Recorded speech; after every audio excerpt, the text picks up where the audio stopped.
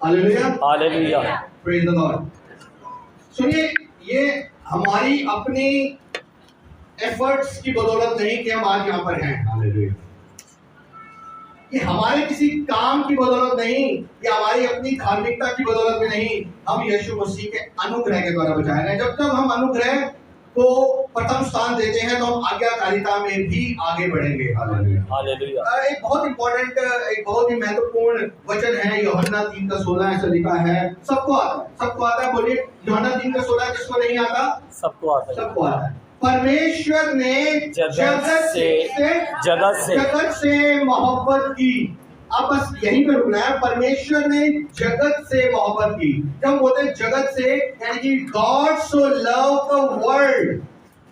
हम बोलते हैं कि वर्ल्ड का मतलब संसार, घर, कार, जॉब, पढ़ाई और न जाने ऐसी कितनी मटेरियलिस्टिक, कितनी ऐसे पैसे से खरीदी हुई चीजें, क्योंकि परमेश्वर ने जगत से मोहब्बत किया। मेरे चीजों में आपको बताना चाहता हूँ, यूहन्ना 3:16 में जगत का मतलब है परमेश्वर ने इंसानों से मोहब्बत की है। जगत का मतलब ये जो लोग बैठे हैं, ये जगत है। इंसान, परमेश्वर ने वर्ल्ड से मोहब्बत नहीं की, परमेश्वर ने संसार से मोहब्बत नहीं की। हम संसार से मोहब्बत करते हैं और तभी हम यूहन्ना 3:16 को बोलते हैं परमेश्वर ने संसार से मोहब्बत की, तो हम संसार से मोहब्बत करते हैं। God so love the man. परमेश्वर ने इंसानों से मोहब्बत की है। परमेश्वर ने किसी बिल्डिंग या मेरी कार या मेरी घड़ी या आपकी पर्सनालिटी या आपकी जॉब से मोहब्बत नहीं की। परमेश्वर ने हमसे मोहब्बत की।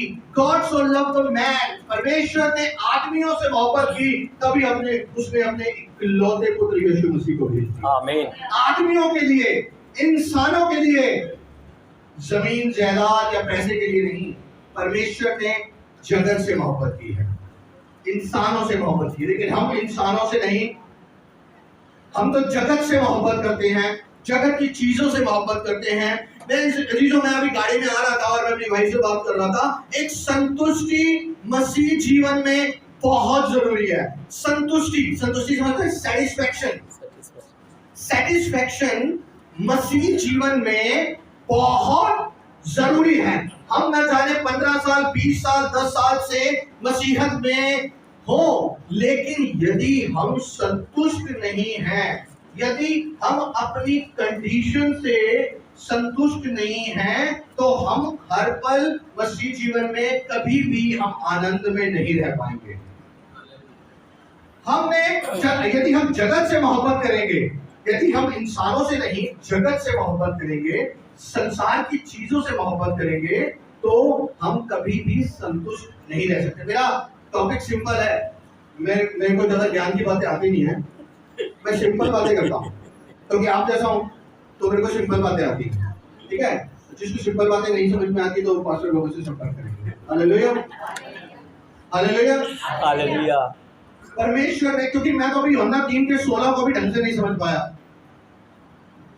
मैं तो अभी यूहन्ना 3:16 को भी ढंग से नहीं समझ पाया पास्टर जी, तो मैं ज्ञान की बातें तो कहाँ करूँ, क्योंकि मैं तो अभी इंसानों को मोहब्बत करना ही नहीं सीख पाया, मैं तो ईर्ष्या, चुगली, निंदा ही नहीं छोड़ पाया, तो मैं तो यूहन्ना 3:16 के आगे कैसे जाऊँ? क्योंकि यूहन्ना 3:16 में पूरी बाइबल का निचोड़ है। परमेश्वर ने जगत से मोहब्बत की है, इंसानों से मोहब्बत की है, इसलिए हमें एक दूसरे से भी मोहब्बत करनी है। लेकिन इंसानी जीवन में हम संतुष्ट नहीं रहते, क्योंकि हम संसार से मोहब्बत करते हैं, इंसानों से नहीं।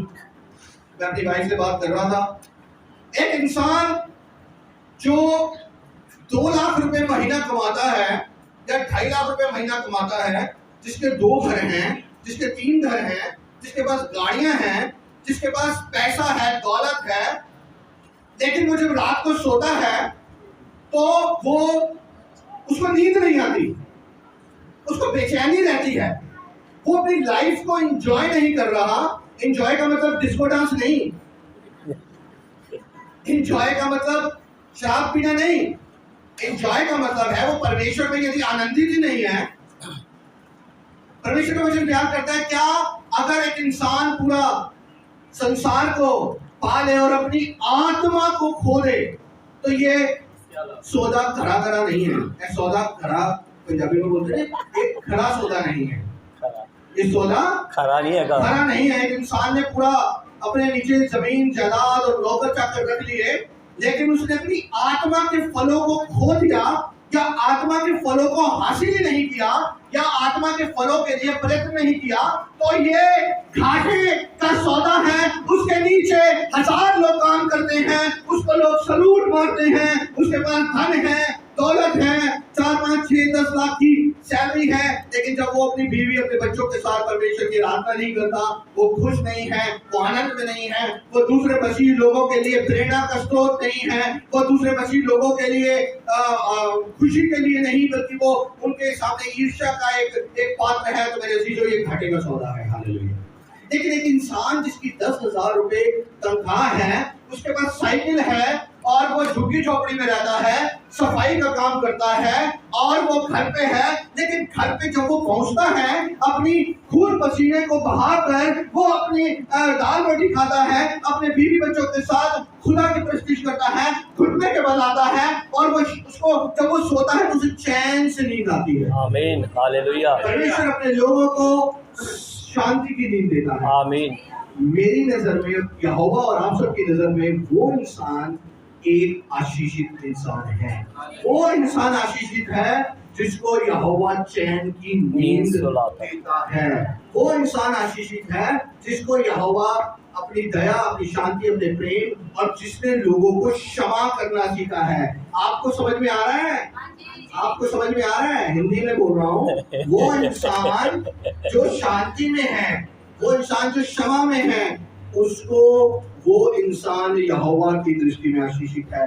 धन्य है वो व्यक्ति जिसके पास पैसा नहीं लेकिन शांति है, जिसके पास बड़े बड़े बेड नहीं, बड़ी बड़ी कारें नहीं, लेकिन साइकिल है, लेकिन फिर भी वो यहोवा का धन्यवाद करता है, ईर्ष्या नहीं करता दूसरों को देख के। मैं आपको बताना चाहता हूँ, हम ईर्ष्या करके कुछ भी हासिल नहीं करने वाले। हम एक दूसरे से बैर करके, एक दूसरे की चुगली निंदा करके कुछ भी हासिल करने नहीं वाले। क्योंकि मैं आपको बताना चाहता हूँ, यदि हम मसीह जीवन में दोष लगाते हैं, यदि हम मसीह जीवन में एक दूसरे के ऊपर दोष लगाते हैं, तो हम परमेश्वर के दंड के लायक होते हैं। क्योंकि यीशु मसीह ने जैसे बोला कि जिसने पाप ना किया हो केवल वो ही दोष लगाए, जिसने पाप ना किया हो केवल वो ही पत्थर उठाए और उस दोषी औरत के ऊपर पत्थर फेंके। हम सब यहाँ पर बैठे पापी हैं। मैं आपके जैसा, आप मेरे जैसे, तो मैं आपके ऊपर दोष नहीं लगा सकता। मैं अपने ज्ञान के घमंड के कारण भी आपके ऊपर दोष नहीं लगा सकता। मैंने बहुत से ऐसे कलीसियाओं में और चर्चों में आजकल के खास तौर पे ट्रेंड देखा है, आजकल एक फैशन चल रहा है, तो हम एक दूसरे के ऊपर दोष लगाते हैं। मेरी आपको यही हाथ जोड़ के गुजारिश है कि अपनी मसीहत में, परमेश्वर के कामों में ईमानदारी से डटे रहें और लगे रहें। जो संसार कर रहा है उसकी ओर ध्यान ना दें। अभी मैं बताऊंगा आदम और नूह के जीवन से कि उन्होंने कैसे अपने जीवनों में इस आज्ञा को पालन किया या नहीं किया। कहने का मतलब ये है, अभी इससे पहले कि हम वचन में पढ़ेंगे, हमें एक दूसरे में संतुष्ट रहना है, यहोवा में संतुष्ट रहना है। आशीषें, यदि हम बोलते हैं ये आदमी बहुत ब्लेस्ड है, ये आदमी बहुत आशीषित है, हम पता क्या सोचते हैं? संसार क्या सोचता है? संसार सोचता है यार उसके पास 4 गाड़ियां, 2 गाड़ियां, उसके पास बंगला है, उसके पास जॉब है, उसके पास 3 लाख रुपए की सैलरी है, उसके पास न जाने क्या है, होटलों पे खाता है, हमारे पास तो दाल रोटी है, और वो आदमी ब्लेस्ड है। पता है हम क्यों ऐसे कहते हैं? क्योंकि हमने उसके पैसे को एक पैमाना मान लिया कि वो ब्लेस्ड है।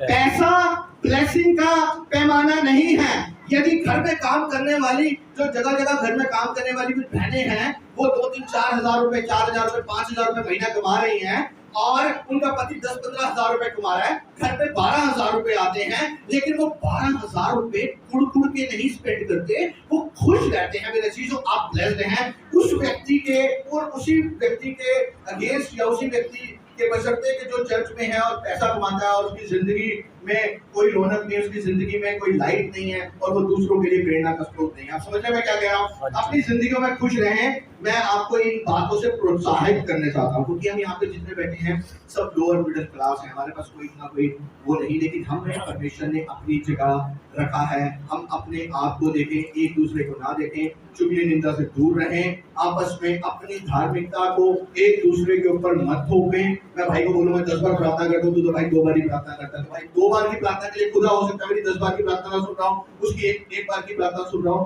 मैं 10 घंटे प्रार्थना करता हूँ, 1 मिनट प्रार्थना करता है, मेरी 10 घंटे की प्रार्थना बड़बड़ करने वाली उसकी 1 घंटे की प्रार्थना में परमेश्वर से आशीष दे दे। कोई किसी का पैमाना नहीं, कोई किसी के ऊपर जज नहीं, सिर्फ और सिर्फ यहोवा जज है। आमीन। एक दूसरे को तेरी आँख जो अपनी भाई की आँख का चिंता देखता है, तेरी अपनी आँख का लट्ठा तुझे नहीं दिखता। पता नहीं यीशु मसीह ने न जाने कितनी बार ये बातें करी हैं, और चर्चों में और चर्च में खासतौर पर मैं देख रहा हूँ हम एक दूसरे के ऊपर टिप्पणी कर रहे हैं, कटाक्ष कर रहे हैं। तो मेरे चीजों में आपको बता रहा हूँ, मैं तो अभी हूँ, कल पता नहीं यहाँ हूँ या नहीं हूँ, आई डोंट नो। मेरे हाथ में माइक है, आज है कल है नहीं है, बट मैं आपको एक उत्साहन से आपको एक बात बताना चाहता हूँ। कोई धर्मी नहीं, हम सब पापी हैं, सब एक ही बोट में हैं, सब एक ही शिप में हैं, और हमारी शिप की कमांड यीशु मसीह के पास। आमीन, हालेलुया।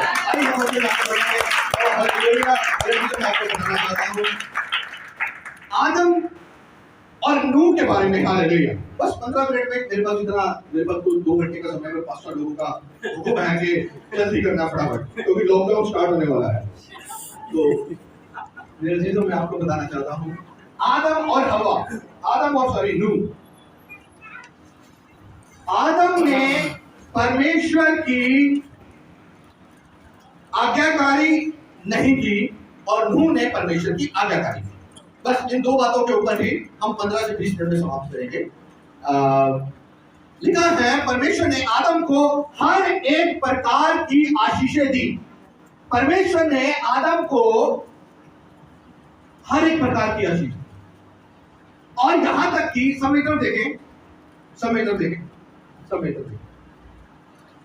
यहां तक कि यहोवा ने आदम को कहा कि तू हर एक जानवर के नाम रखेगा। कहा?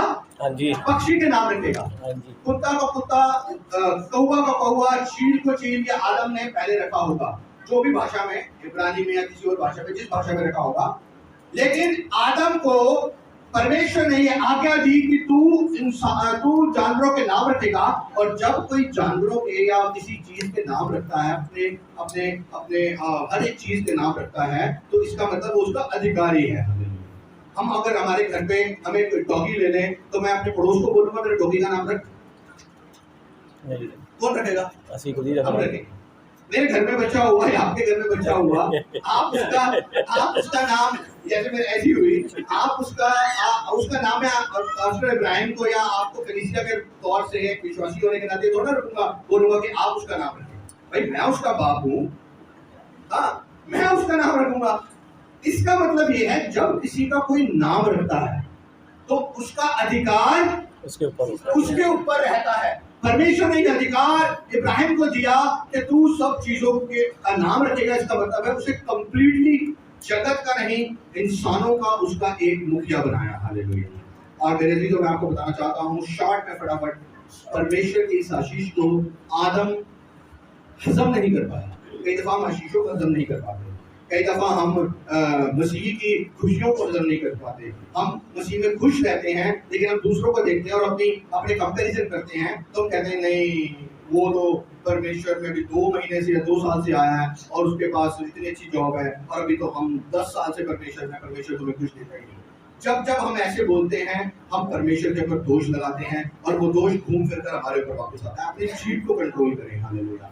वचन में लिखा है आदम को परमेश्वर ने बात की आशीष दी, लेकिन आदम के लिए एक हुक्म था कि उसे बागे अदन में रहना है और बागे अदन में ही काम करना है, और उसे उस बाग के एक सारे पेड़ों का फल खाना है, लेकिन एक पेड़ का फल नहीं खाना। आदम से ये एक जो आज्ञा है वो ही पालन ना हो सकी, और वचन में लिखा है आदम की जो पत्नी थी हव्वा ने पाप किया। अब मैं ये सोचता हूं कि जब आदम को परमेश्वर ने हुक्म दिया, तो आदम ने हव्वा को उस सीरियस तरीके से ये वचन को नहीं बताया होगा, क्योंकि यदि बताया होता तो हव्वा उसको सीरियस लेती और पाप ना करती। आज मसीह जीवन में जो हेड है फैमिली का, चाहे वो पति है, चाहे वो पिता है, उसकी ये रिस्पॉन्सिबिलिटी है कि जो वचन के जो कानून है वचन की जो आज्ञाएं हैं उन्हें अपने घरों पर बहुत ही सीरियस तरीके से अपने बीवी अपने बच्चों को सिखाएं, ताकि वो जनरेशन में गैप ना हो जाए। आदम से ये भूल हुई, आदम ने अपनी बीवी को जिस तरीके से बताया, हो सकता है उसने सीरियस ना लिया हो और उसने पाप किया, और वचन में लिखा है उसके पाप करने से ही आदम ने भी पाप किया। और जिस बागे अदन में उनको रखा गया था, परमेश्वर ने उस बागे अदन से उनको निकाल दिया हमेशा के लिए।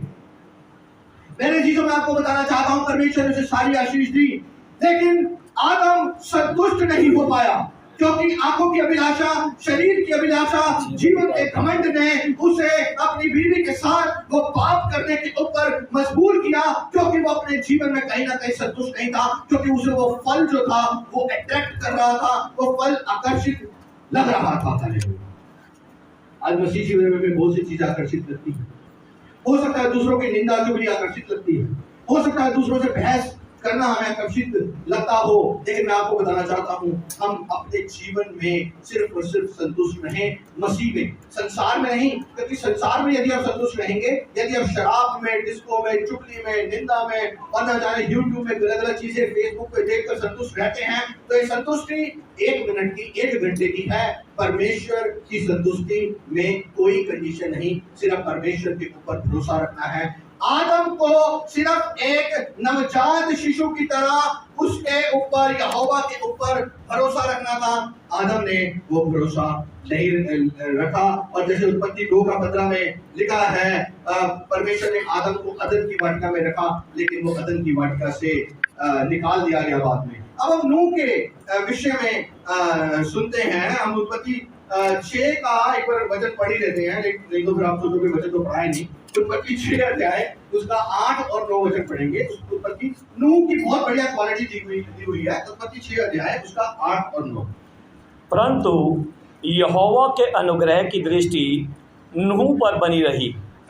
नूह की वंशावली ये है, नूह धर्मी पुरुष और अपने समय के लोगों में वह खरा था, और नूह यहोवा ही के साथ चलता रहा। सुनिए, नूह के अनुग्रह की दृष्टि यहोवा के अनुग्रह की दृष्टि नूह के ऊपर हुई। हालेलुया। अनुग्रह की दृष्टि नूह के ऊपर हुई, और आगे लिखा है नूह धर्मी था, नूह खरा था और नूह आज्ञाकारिता में चलता था।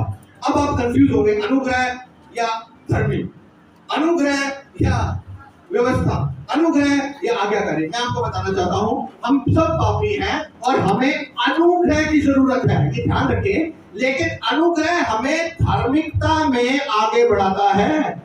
यदि अनुग्रह ही नहीं है तो मैं वचन को नहीं समझ पाऊंगा। यदि मैं अपने कठोर मन से अपने घमंड के घोड़े के ऊपर सवार होकर कहूंगा कि मैं वचन को प्रचार करूंगा, मैं वचन को बोलूंगा, मैं वचन और व्यवस्था को बोलूंगा, तो मेरे चीजों में कभी भी वचन को नहीं सीख पाऊंगा, मैं कभी भी तोरा को, व्यवस्था को नहीं सीख पाऊंगा।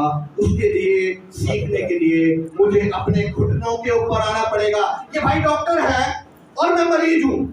ये कौन है? मान लो डॉक्टर है और मैं मरीज हूँ, मैं इनके पास आता हूँ, मैं बोलता हूँ मुझे दवाई दो, भाई साहब मुझे दवाई दो, डॉक्टर साहब मुझे दवाई दो। और मैं जब इनके पास आता हूँ ना, मैं एक मरीज हूँ, तो आप लोग सब कभी कभी अपनी जिंदगी में डॉक्टर के पास गए होंगे। मैं डॉक्टर के पास उसके दरवाजे में घूसा मार के और ऐसे नहीं करता मुझे दवाई दो।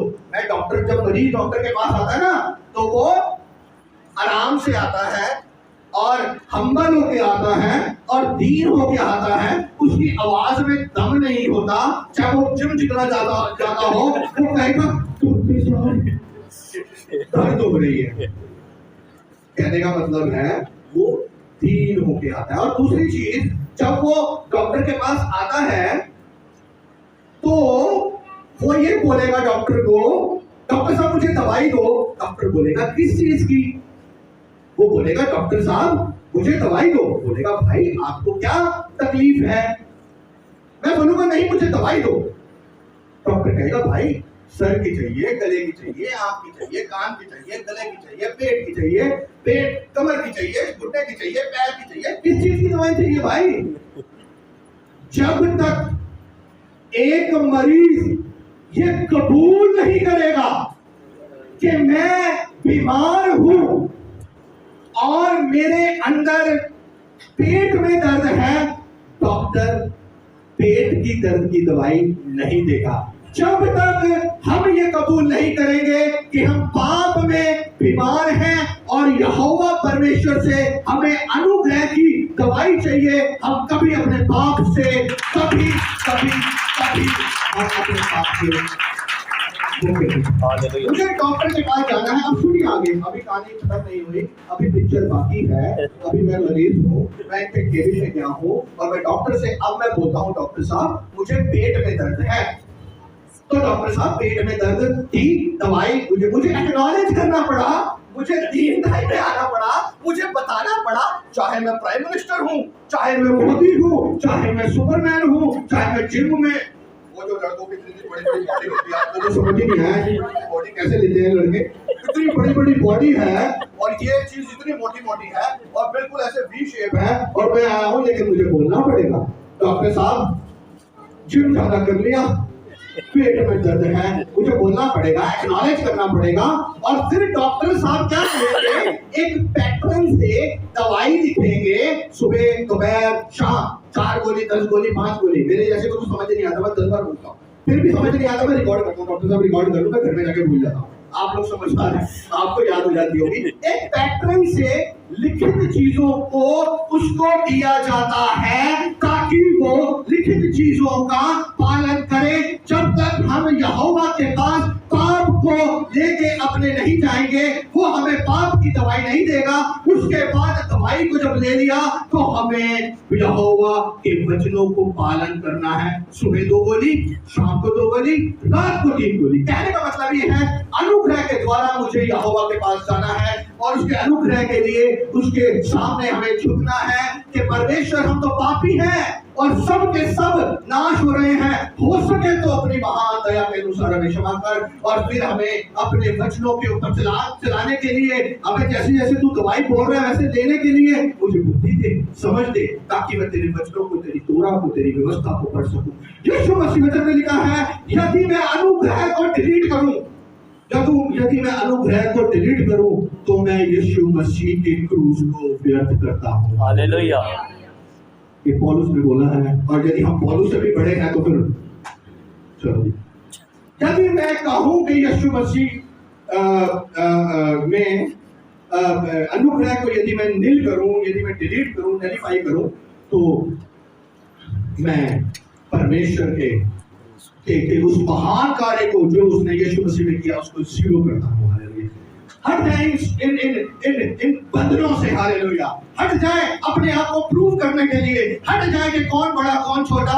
यीशु मसीह ने सबको एक जैसे रखा है और हम सब एक हैं, हम सब पापी हैं, यीशु मसीह के अनुग्रह के द्वारा बचाए गए हैं। अपने दूसरे भाई बहनों के लिए, मसीहों के लिए, पास वालों के लिए प्रार्थनाएं करें, ना कि उनके ऊपर कटाक्ष करें। हालेलुया। मेरे अजीजों, मैं आपको बताना चाहता हूँ, यीशु मसीह की दया यदि हम दूसरों के लिए प्रार्थना करेंगे तो हमारे ऊपर भी होगी। हमारी प्रार्थनाओं के द्वारा वो इंसान, वो पास्टर, वो हमारी प्रार्थनाओं के द्वारा हो सकता है ठीक हो, ना तो बल से, ना शक्ति से, अपने बल से नहीं। मैं चिल्ला से आगे बोलता रहा हूँ, भाई तुम्हें यीशु मसीह को ग्रहण करना। भाई ने पागल पास्टर से मिलकर आए थे तो 1 घंटा चिल्ला के पता नहीं क्या बोलता, भाई तुम्हें यीशु मसीह। जब तक मेरा जीवन भाई आप नहीं देखेंगे ना, जब तक मेरा जीवन नहीं देखेंगे, जब तक मेरी दीनताई को नहीं देखेंगे, जब तक मैं अनुग्रह के द्वारा आपको बोलूं भाई मैं भी वही हूं जो आप थे। यीशु मसीह पाप में फंसे हुए लोगों के पास जाता था, उनको नीचा दिखाने के लिए नहीं।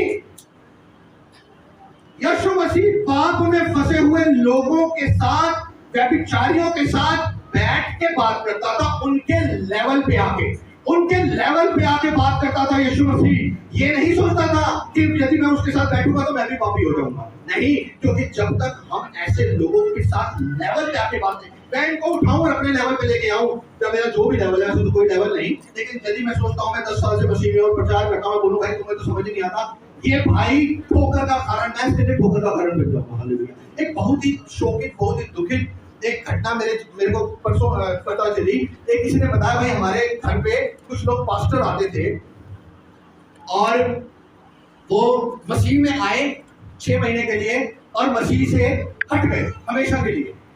क्या हुआ? हुआ, कहते हैं कि हमें बहुत अच्छा लगता था, हम गीत भजन सुनते थे, सब करते थे, लेकिन हमारे यहाँ पे पास्टर आए और उन्होंने अच्छा वो भाई रिकॉर्डिंग कर रहे थे, तो आज तो मेरे खिलाफ टमाटर अंडे सब आ जाते हैं, क्योंकि बहुत से पास्टर सुन लेते इसमें, हो सकता है वो पास्टर भी सुन लेता जो आया था।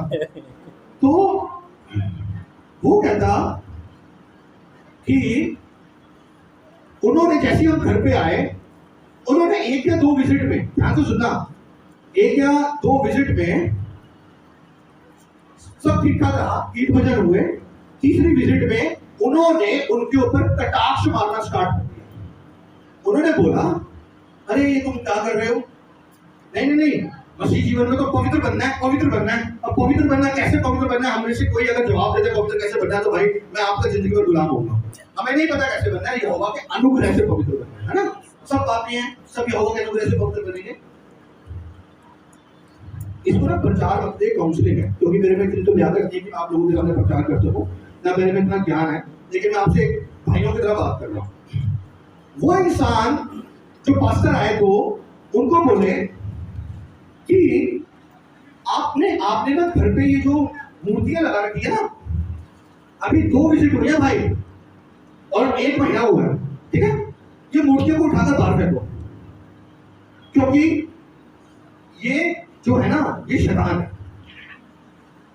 ठीक है जी, उन्होंने बोला ठीक है पास्टर जी, हम धीरे धीरे ना इनको उठा के फेंक देंगे। फिर पास्टर जी ने बोला, आपके घर पे किसी ने कुछ किया हुआ है, ओके जी, आपकी अलमारी की तिजोरी के अंदर ना किसी ने कुछ किया हुआ है, ठीक है, आप एक काम कीजिए, आप इन चीजों को ऐसे से फेंक दीजिए। उन्होंने बोला, पास्टर जी, बहुत अच्छी फैमिली, बहुत दीनताई में अच्छे पढ़े लिखे लोग, उन्होंने मसीहत के बारे में अच्छा सुना था, और वो उस पास्टर के वचनों से, बातों से, हरकतों से इतना ज्यादा टूट गए मेरे दिलों। जब मैंने उनसे मसीह की बात करी तो वो मेरी बात तक नहीं सुनना चाह रहे थे।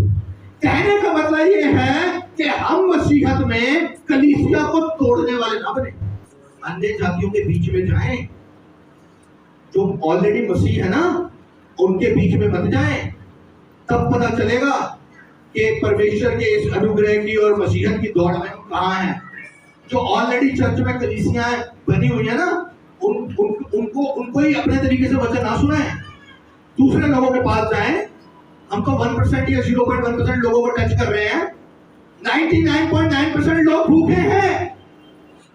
आपके परिवार में, आपके खानदानों में, आपकी रिश्तेदारी में, उसको यूहन्ना 3:16 जो हम शायद 10% समझे हैं, उसको 5% समझाएं कि यूहन्ना 3:16 क्या है।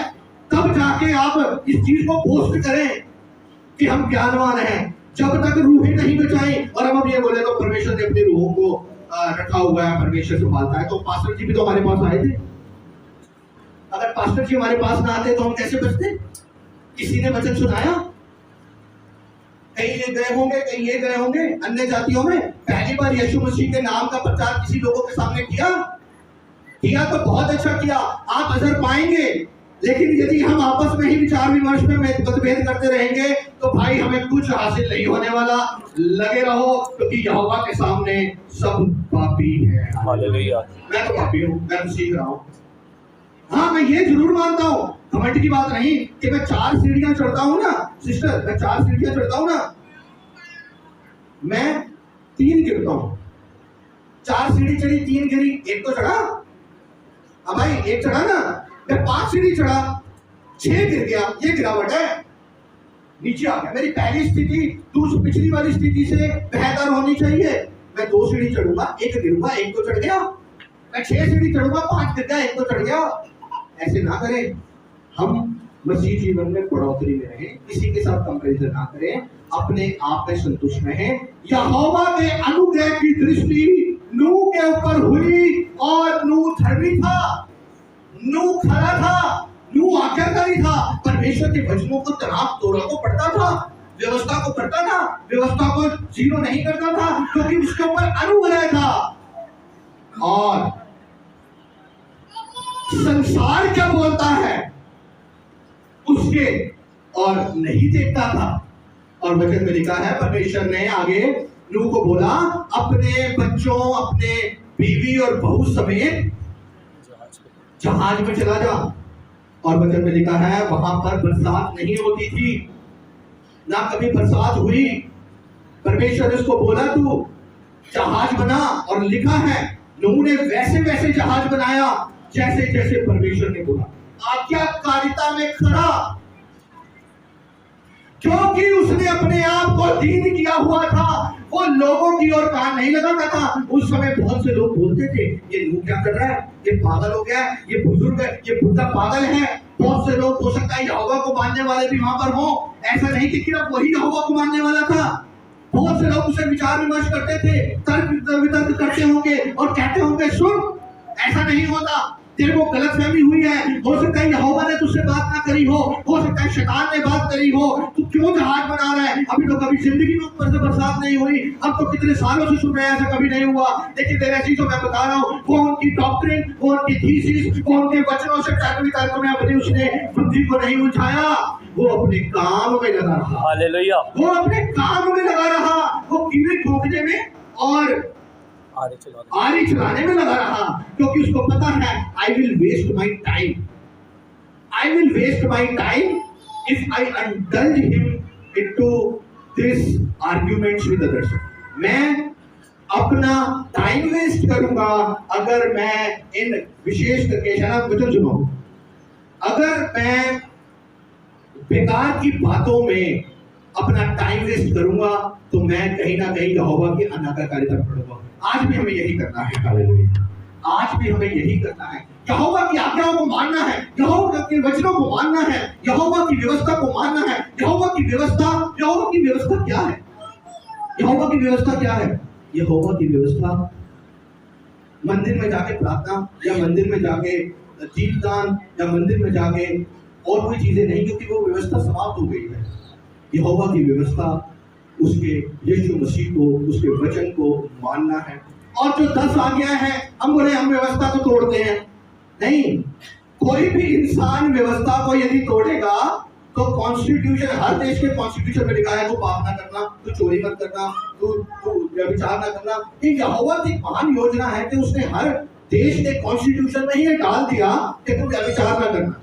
इसके अलावा यहोवा की व्यवस्थाएं मूसा के द्वारा बहुत लिखी गई हैं, जिसमें बहुत सी व्यवस्थाएं यीशु मसीह में पूरी हो गई हैं, अब कुछ होने वाली हैं, लेकिन हम अपने कामों के बदौलत उसको हासिल नहीं कर सकते। अनुग्रह के द्वारा हम यहोवा की व्यवस्था को पूरा कर सकते हैं धीरे धीरे, क्योंकि वचन में लिखा है, यदि मैं बोलूं कि मैंने 1 2 3 4 5 6 7 8 9 10 व्यवस्था को मान लिया, मैं तो धर्मी हूं, तो भाई वचन में लिखा है यदि 11वीं व्यवस्था भी तोड़ दी,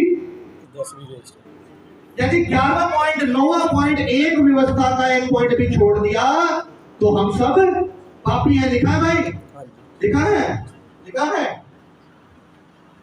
तो हम तो न जाने हम व्यवस्था को पूरा नहीं कर सकते, क्योंकि यहोवा की व्यवस्था बहुत पवित्र है।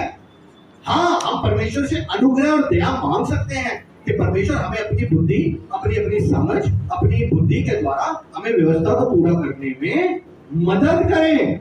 हम घमंड में नहीं आ सकते, क्योंकि तो मुझे खतना भी कराना पड़ेगा, तो मुझे तलीत अपने सर के ऊपर ओढ़ के किसी लेडीज की तरफ भी नहीं देखना पड़ेगा। क्योंकि फरीसियों ने क्या करा, फरीसियों ने उस व्यवस्था को जैसे लिखा है वैसे ले लिया कि तू व्यभिचार न करना, और उन्होंने तरीक यहाँ तक ओढ़ ली, और जब वो तरीक यहाँ तक ओढ़ के चलते थे और टकराते थे और उनका खून निकलते थे और वो गिरते थे। परमेश्वर ने ये नहीं बोला कि किसी औरत की तरफ ध्यान ना देना या देखना ना, परमेश्वर ने ये बोला है तू किसी व्यभिचार की दृष्टि से औरत को ना देखना, व्यभिचार की दृष्टि से। तो इसका मतलब फरीसियों को अपने ऊपर कॉन्फिडेंस नहीं था कि यदि वो तरीक उठाएंगे तो वो व्यभिचार की दृष्टि से औरत को देखेंगे। तो इसका बढ़िया ये है कि वो अपने सर को झुका के और अपने सर को ओढ़ के ही चले। ये विश्वास की कमजोरी है। यीशु मसीह इन बंधनों से, यीशु मसीह इन प्रकार के ढकोसलेबाजी से और रूढ़िवादिता से हमें छुड़ाने के लिए आया है। उसने कहा है तुम संसार के हो लेकिन संसार से चुन लिए गए हो। किसी भी औरत के ऊपर यदि तुमने गलत तरीके से देख लिया तो तुमने पाप कर दिया। उसने ये नहीं बोला किसी भी औरत को देख लिया, लेकिन फरीसियों ने बोला हमने किसी भी औरत को नहीं देखना, हमने तरीक डाल ली। हालेलुया। थोड़ा बहुत ज्ञान है भाई, उससे बात कर रहा हूँ, कहीं लॉजिक ना लगे तो क्षमा करें, लेकिन मेरे हिसाब से तो यही है। अगर मैं बोलूं कि मैंने तो ज्ञान हासिल कर लिया तो मैं फिर परमेश्वर के पास जाऊं, तो फिर तो मुझे खतना भी कराना पड़ेगा। कौन कौन तैयार है खतना कराने के लिए? खतना खत्म नहीं हुआ, यहोवा की व्यवस्था खत्म नहीं हुई। यहोवा ने मूसा को, पास्टर साहब ने बताया था, मूसा ने खतना अपने बच्चों का नहीं कराया, यहोवा के दूत ने यहोवा को मूसा को जान से मारने के लिए मार्ग में मिला था, और उसकी बीवी ने बोला ये, और उसकी बीवी ने उसका खतना कराया बच्चों का, और फिर बोला ये मेरे लहू का पति है।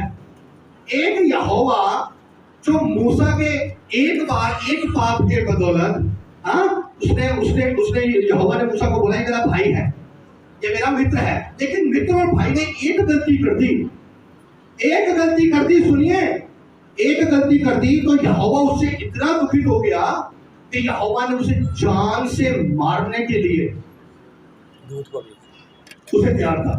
क्यों? मेरे चीजों, यहोवा की व्यवस्था खरी है। हम यहोवा की व्यवस्था को जब मूसा नहीं मान पाया तो हम भी नहीं मान सकते। लेकिन एक बहुत बड़ा लेकिन है, हम परमेश्वर के अनुग्रह के सिंहासन के सामने यीशु मसीह के नाम से जाएं। परमेश्वर तेरी व्यवस्था को हम पूरा करना चाहते हैं, हमें बुद्धि दे, हमें समझ दे, हमें तेरे अनुग्रह की जरूरत है, हमें तेरी दया की जरूरत है। उस इंसान के जैसे जो डूब रहा है और डूब रहा है और डूबता जा रहा है एक नदी में, और वो नीचे नीचे घुसता जा रहा है दलदल में, लेकिन वो हाथ उठा रहा है, अब उसका सिर्फ हाथ ही दिख रहा है, और वो डूबता जा रहा है, और वो बोल रहा है हेल्प हेल्प, बचाओ बचाओ बचाओ। कोई नहीं, वो मर रहा है, वो मर रहा है, लेकिन दूर से एक इंसान उसे दिखता है, वो भागता है, और वो इंसान के उस जगह पे रस्सी फेंकता है, अपनी जान की बाजी लगाकर वो इंसान उस डूबते हुए इंसान को बचा लेता है। हमारी स्थिति भी ऐसी ही थी, हम तो पापों में डूब रहे थे, अपनी दम की बदौलत नहीं, अपनी सामर्थ्य यदि हम में होती तो हम निकल जाते, नहीं, हम डूब रहे थे, हेल्प हेल्प चिल्ला रहे थे। दूर से यीशु मसीह ने हमें देखा और अपने अनुग्रह की रस्सी से हमें खींच लिया और अपना गले लगा लिया। हालेलुया। अब मैं बचा हूँ, अब मैं बचा हूँ, अब मैं आज्ञा का पालन करूंगा। अब इन्होंने मुझे, मैंने घुटने के बल आया, इन्होंने दवाई दी, अब मैं रोज सुबह 2, शाम को 2 और रात को 2-3 दवाई खाऊंगा। और जिसको भी मेरे इस बातों से आर्ग्यूमेंट करना है, 1 to 1, हम आर्ग्यूमेंट नहीं, हम आपस में भाइयों की तरह बैठ के बात कर सकते हैं। 1 to 1, हम अनुग्रह को यदि हटाते हैं, हम यीशु मसीह को हटा देते हैं। यीशु मसीह को आने की जरूरत ही नहीं। क्यों आया? व्यवस्था तो चल रही थी, यीशु मसीह क्यों आया? यीशु मसीह हमें व्यवस्था को समझाने के लिए आया कि हम अनुग्रह के द्वारा व्यवस्था को समझें। और मैं आपको एक बात बता दूं, यदि मैं अनुग्रह को बोलता हूं और व्यवस्था को हटाता हूं तो मैं पापी। सुनिए सुनिए सुनिए, यदि मैं अनुग्रह को बोलता हूं और व्यवस्था को हटाता हूं तो मैं पापी, क्योंकि यहोवा की व्यवस्था पवित्र है। वो मूसा को एक व्यवस्था को पूरा ना करने के लिए दंड दे सकता है, तो मैं तो बहुत पापी हूं। लेकिन यदि मैं पहले व्यवस्था को रखता हूं और अनुग्रह को या यीशु मसीह को, इसको अनुग्रह को या यीशु मसीह को साइड कर देता हूं, तो यीशु मसीह तो नहीं आया। यदि मैं व्यवस्था को पहले रखता हूं तो व्यवस्था के द्वारा मेरा न्याय होगा। हालेलुया। वचन में लिखा है, यदि मैं अनुग्रह को रखता हूं और व्यवस्था को हटा देता हूं तो मेरे खिलाफ फिर भी दंड है। हमें ये एक गाड़ी के 2 पहिए हैं। हालेलुया। क्या मतलब? एक गाड़ी के 2 पहिए हैं, पहले अनुग्रह है, फिर व्यवस्था है। Let's not get into this argument. हम इसमें अननेसेसरी ना पड़े, हम परमेश्वर के अनुग्रह का प्रचार लोगों के बीच में करें। जब वो जैसे उस पास्टर ने गलती करी, हम ऐसे ना करें। हम मसीह को इतना रूढ़िवाद, इतना कट्टर लोगों के बीच में लेके जाएंगे तो भाई हम ठोकर खाएंगे और वो भाई भी ठोकर। क्या पास्टर जी, जब भी आपके पास पहली बार आए, आपके पास पहली बार आए, आपके पास पहली बार आए, आपके पास पहली बार आए, मेरे पास पहली बार आए, क्या उन्होंने बोला पहले ये करो, 1 2 3 4 5 6 चीजें नहीं। हमें यीशु मसीह की बातें बताई, अनुग्रह की बातें बताई, दया की बातें बताई। अब हम मैच्योर हो गए, तो अब हम इन चीजों को समझ रहे हैं। तो आप जब किसी से बात करोगे तो उन्हें पहले यूहन्ना 3:16 बताएं, दया बताएं, अनुग्रह बताएं, क्योंकि यदि अभी भी हम उन चीजों में लगे रहे 1 2 3 4, तो वो अन्य जाति बोलते हैं भाई इससे तो पहले वही ठीक है। तो वो भी यही करते हैं कि मंदिर के 4 चक्कर लगाओ, पहाड़ों के 10 चक्कर लगाओ और ये सब करो, तो हम अनुग्रह को पाएंगे, हम दया को पाएंगे। लिखा है यहोवा के अनुग्रह की दृष्टि नूह पर हुई, और नूह ने जैसे जैसे बोला था वैसे वैसे जहाज बनाया। लेकिन मेरे चीजों में आपको बताना चाहता हूं अंतिम 5 मिनट में, जब नूह और उसका परिवार जहाज के अंदर था, अंदर शांति चाहे दिखे, 40 दिन 40 रात वो विश्वास में बने रहे। एक जहाज के अंदर सारे जानवर, सारे पक्षी और नूह का परिवार। ये कहने में बहुत आसान लगता है, ये कहने में बहुत अच्छा लगता है, 40 दिन 40 रात, तो बोल दिया 40 दिन 40 रात। 1 घंटा भी यदि हम उस जहाज के अंदर होते तो मैं कहता हूं हम हार्ट अटैक से बच जाते। हार्ट अटैक से जितना मर्जी अपने आप को कोई वसीले बोलता हो, हम उस जहाज के अंदर नहीं रह सकते थे। उस जहाज के अंदर तो डरावना माहौल था ही था, लेकिन जहाज के बाहर मौत थी, जहाज के बाहर डर था, जहाज के बाहर दंड था, जहाज के बाहर चिल्लाहटें थी, जहाज के बाहर चीखें थी, जहाज के बाहर डेड बॉडीज थी, जहाज के बाहर तूफान था, जहाज के बाहर परीक्षा थी, जहाज के बाहर मौत थी। हालेलुया। और जहाज के अंदर भी डर था। आज यदि हम यीशु मसीह जहाज के अंदर हैं, हम अनुग्रह के द्वारा बचे हैं और परमेश्वर की आज्ञाकारिता में हैं, तो चाहे वो कोरोना वायरस, चाहे वो मौत, चाहे वो कोई भी डरावना समा हो, दृश्य हो, हमें नहीं डुबो सकता। हालेलुया। क्योंकि हम यीशु मसीह जहाज के अंदर हैं। और मेरे जी, मैं आपको बताना चाहता हूँ, नूह की किश्ती का ड्राइवर कौन था? कौन था? नहीं, नूह की किश्ती का ड्राइवर नूह नहीं था मेरे जीजों, यहोवा था। अपनी किश्ती का ड्राइवर आप ना बने। हम कुछ भी नहीं कर सकते। नूह कहता भाई परमेश्वर ने मुझसे बात की है, मैं चलाऊंगा, मेरे को ड्राइविंग सीट दे। वो ड्राइविंग सीट पहले तो बनाता, पहले वो ड्राइविंग सीट बनाता। जहाज में ड्राइविंग सीट बनाई? नहीं बनाई। जहाज में ड्राइविंग सीट नहीं बनाई, क्योंकि नूह एक जमे हुए बच्चे की तरह परमेश्वर के ऊपर डिपेंड था। आज हम अपनी ड्राइवर सीट बनाते, जहाज को लेके जाने की कोशिश करते हैं, हालेलुया। नहीं होगा, तब हम अपनी धार्मिकता को लाते हैं। नूह को पता था वो धर्मी है परमेश्वर की नजरों में, लोगों के ऊपर अपनी धार्मिकता थोपने के लिए नहीं, लोगों के ऊपर अपनी रूढ़िवादिता थोपने के लिए नहीं, लोगों के ऊपर अपने चीजों को थोपने के लिए नहीं। वो तो कील ठोकने में लगा ना। दुनिया चाहे बोले हम तो जहाज बना के रहेंगे, मेरे चीजों नूह आर्गुमेंट में नहीं गया, नूह अननेसेसरी कॉन्फ्लिक्ट्स में नहीं गया, नूह अपने काम में लगा रहा। और बहुत बड़ी चिंता की बात, नूह ने जब पूरा जहाज बनाया, बंदर को रखने के लिए, भालू को रखने के लिए, शेर को रखने के लिए केबिन बनाए, बकरी को रखने के लिए, बछड़े को रखने के लिए जगह बनाए, अपने लिए ड्राइवर की सीट नहीं बनाई, क्योंकि नूह को पता था इसका ड्राइवर यहोवा है। आमीन। अपने जहाज का ड्राइवर खुद ना बने। अपने जहाज जिस तरीके से जा रहा है, संतुष्टि में यहोवा के हाथ में छोड़ दें, अपने जीवनों को यहोवा के हाथ में छोड़ दें, क्योंकि हम सब एक बोट में हैं, हम सब पापी हैं, बाहर दंड है। सुनिए, यहाँ देखें, हम सब एक जहाज में हैं, हम सब पापी हैं, हम सब एक जैसे हैं, हम सब एक जैसे भाई बहन हैं, हम सबका लेवल एक जैसा है, कोई बड़ा नहीं, कोई छोटा नहीं, हम एक ही जहाज में हैं। जैसे ही जहाज के अंदर है, बाहर कदम रखेंगे दंड है। हमारे जहाज का ड्राइवर यहोवा है, अपने काम में लगे रहे। 40 दिन 40 रात उसकी बीवी, उसके बच्चे अनुग्रह में, उसके अधीनता में रहे। आज के यदि बीवी बच्चे होते तो वो पहले घंटे में ही बोल देते। पंजाबी में कैसे बोलते हैं आप लोगों को पता है? पंजाबी चुभती है यहाँ पे। एक बात हिंदी में बोलेंगे नहीं चुभेगी, एक बात पंजाबी में बोलेंगे चुभेगी। लेकिन मेरे चीजों में आपको यहाँ खड़ा होकर चुभाने नहीं आया, मैं पलपिट में खड़ा होकर आपको चुभाऊंगा नहीं।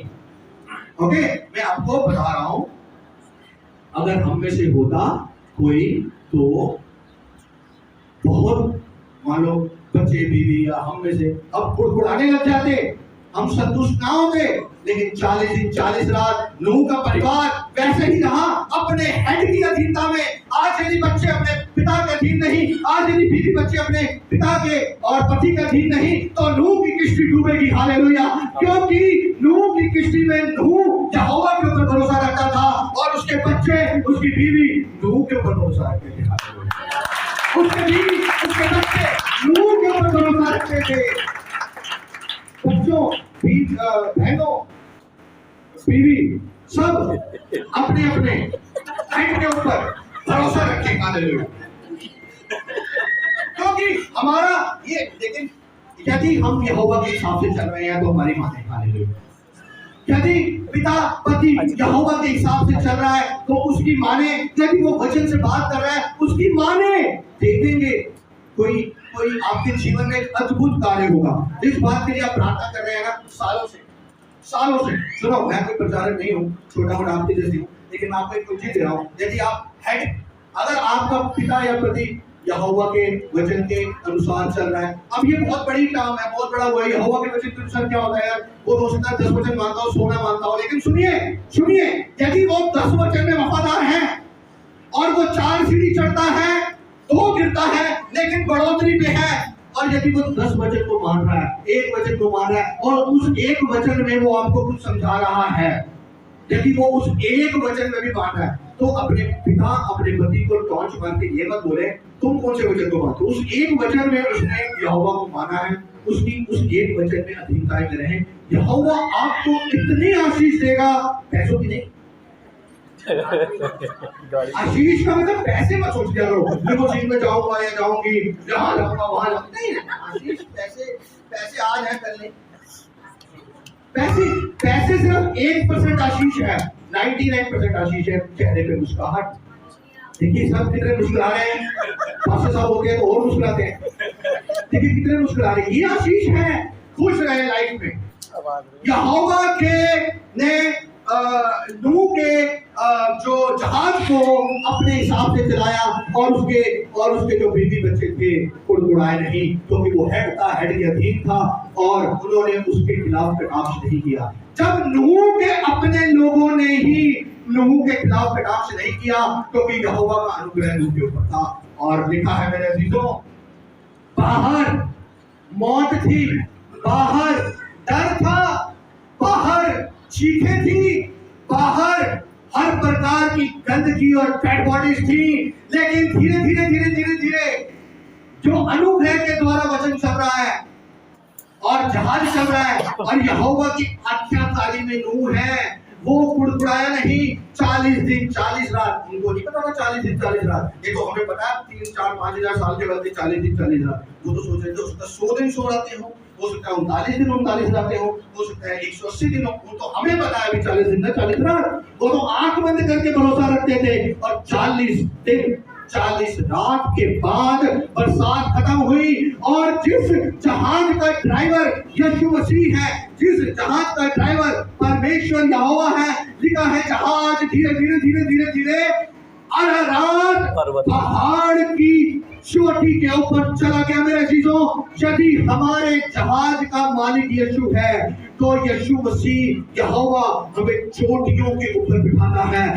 मैं अपनी आंखें पर्वतों की ओर लगाऊंगा, यहोवा की ओर है, वो ऊंचाइयों का परमेश्वर है। उसने उस जहाज को घाटी में नहीं उतारा, उसने उस जहाज को नीचे के स्थान में नहीं रखा, उसने उस जहाज को अरारात चोटी के ऊपर रखा, क्योंकि वो चोटियों का परमेश्वर है। वो सींग को ऊंचा करता है और वो अपने अनुग्रह के द्वारा विश्वास करने वाले, आज्ञाकारी मानने वालों को कभी शर्मिंदा नहीं होने देगा और वो आज्ञाकारिता में रहने वालों को कभी भी नहीं छोड़ेगा। हालेलुया। मेरे चीजों, यदि हम परमेश्वर के अनुग्रह में हैं, यदि हम आज्ञाकारिता में हैं, हम चोटी पर रखे जाएंगे। ऐसे नहीं कि हमारे और चोटी का मतलब कि हमारे घर की बिल्डिंग 19 माले होगी, वो चोटी नहीं बोल रहा।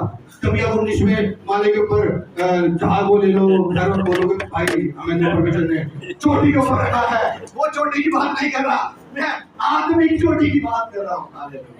अपने घर के ऊपर छत के ऊपर ये मत बोला हम तो चोटी पर हैं, तो कहेंगे नहीं कैसे मसीह लोग हैं, ये कैसे मसीह लोग हैं। ये सब चीजें समझाई गई है ताकि हम उस तरीके से आत्मिक रीति से समझें। तो सारांश और मूल और सार क्या है, ये शायद मैं आखिरी बार प्रचार कर रहा हूँ। हाँ, सारांश और मूल क्या है, क्योंकि जब भी मैं माइक लेता हूँ मैं बोलता हूँ बस शायद भी आखिरी बार है इस चर्च में, क्या हो सकता है कहीं और। सारांश और मूल क्या है, हम सब पापी हैं, सब एक जहाज पे हैं। हाँ, यीशु मसीह ने उसको बोला जिसने दोष न लगाया हो, जिसने पाप ना किया हो दोष वो उस पर पत्थर मारे। तो जिसने पाप ना किया हो वो दोष लगा सकता है, वो आर्गुमेंट कर सकता है नहीं, इसमें ना पड़े। यीशु मसीह बंधनों से तोड़ने के लिए आया। इस सब बंधनों में आराम से मसीह जीवन की जिंदगी जियो, तोरा की शिक्षा में पाप नहीं करना, पर अनुग्रह के द्वारा इस चीज को एक्सेप्ट करना है कि हम तोरा को समझ गए, ये परमेश्वर का अनुग्रह है। इब्रानी भाषा को समझ गए, बहुत से लोग इब्रानी भाषा को समझते नहीं है, मेरे जैसे नालायक भी हैं, मेरे अनुग्रह नहीं हुआ। लेकिन जो समझ गए वो ये ना समझे कि हम अपने बल के द्वारा इब्रानी भाषा को समझ गए, क्योंकि हम सब अनुग्रह के द्वारा बचाए गए हैं। अनुग्रह कोई ऐसी वैसी चीज नहीं कि केला खाया और अनुग्रह को फेंक दिया, उस केले के ऊपर पैर आएगा तो फिसल भी जाएंगे। यदि छाता अनुग्रह का छाता हटाएंगे तो फिर सारी व्यवस्था मानेंगे, लेकिन अनुग्रह के द्वारा हम परमेश्वर की बुद्धि को पाकर हम व्यवस्था के प्रति सचेत होते हैं। परमेश्वर से प्रार्थना करेंगे, घुटनों पर प्रार्थना कीजिए, परमेश्वर हमें तोरा की गहरी बातों को सिखाएं, परमेश्वर हमें इब्रानी की गहरी गहरी बातों को सिखाएं, परमेश्वर हमें व्यवस्था की गहरी गहरी बातों को सिखाएं, क्योंकि हम सब पापी हैं। सीखें ताकि हम सिखाएं। दिल्ली गवर्नमेंट का दिल्ली नगर निगम स्कूल के लिए है पढ़े और पढ़ाएं, हैं पढ़ो और पढ़ाओ, खुशी पढ़े और पढ़ाएं। स्कूलों में लिखा होता है ना, अब स्कूलों में पढ़े और पढ़ाएं। अब टीचर भी बोलने लग जाए तुम्हें कुछ नहीं आता हमें ही आता है, तो स्टूडेंट बोलेंगे आधे स्टूडेंट भागे जाएंगे, अरे टीचर ऐसे कैसे बातें करता है, इसमें कमेंट कितना है, ये बातें कैसे करता है। टीचर को थोड़ा सा स्टूडेंट के लेवल पे आके बात करनी है, टीचर को उसके साथ बात करनी है। यीशु मसीह जब 4 में बड़ी औरतों के पास आया, बात करी। सामरिया यीशु मसीह एक स्थान से उसको दूसरे स्थान जाना है, सिर्फ एक खोई हुई भेड़ को मिलना, उसमें सिर्फ एक भेड़, भीड़ को नहीं, भेड़ और भीड़ को नहीं, भेड़ को। एक भेड़ अपॉइंटमेंट लेने के लिए बैठी है, टूटी हुई है, अपने पाप में फरीसियों को छोड़ के, सदूकियों को छोड़ के, जो तैयार है मंदिर में वार्तालाप करने के लिए, तैयार है यीशु मसीह से तोरा के ऊपर बात करने के लिए। टाइम नहीं है यीशु मसीह, टाइम नहीं है वार्तालाप करने के लिए। एक भटकी हुई भेड़ को बचाना है। मीलों मील चलकर कुएं के पास भटकी हुई, टूटी हुई, व्यभिचार में पड़ी हुई, ठुकराई हुई एक औरत के पास जाकर उसके लेवल पे बैठकर बात करता है। दूर से हम जैसे लोग देखते हैं, ये कौन है, ये व्यभिचार वाली औरत के साथ बैठ के बात कर रहा है। ये वो है जो लोग बोलते हैं दोष लगाने वाले, ये खुद पापी हैं इसलिए दोष लगाते हैं। यीशु मसीह भेड़ों को बचाने के लिए आया है, भेड़ों को बचाने वाले बने, यीशु मसीह की मसीहत को बनाने वाले बने। मेरे अजीजों, मसीहत एक खुशबू है, फैलाएं प्यार से, दया से, अनुग्रह से, बिना कटाक्ष किए हुए फैलाएं। ये सोचते हुए हम भी नहीं बचे हुए थे, हम भी, मैं भी मूर्ति पूजक था, जितने आप नहीं होंगे मैं था। इस दुनिया का हर एक पाप मैंने किया है, हर एक पाप, लेकिन मैं वचन पढ़ के अपने बल सामर्थ्य से नहीं बचा।